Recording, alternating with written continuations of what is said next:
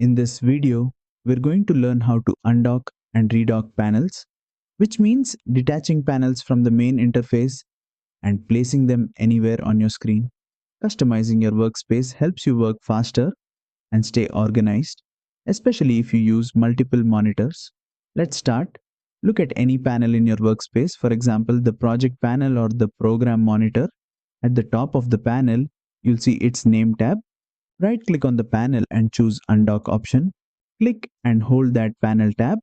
Now drag it away from its current position. As you drag, you'll notice a floating outline appear. Once you release the mouse, the panel becomes a separate floating window. This is called undocking the panel. You can now move this floating panel anywhere on your screen or even drag it to another monitor.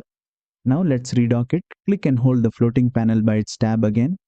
Drag it back toward the main interface. As you move it over different areas, you'll see blue highlight zones appear. These indicate where the panel can be placed. Release the mouse when the blue highlight shows the position you want.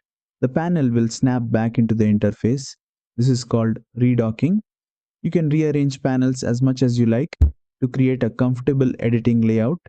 And that's it. You now know how to undock and redock panels in Adobe Premiere Pro.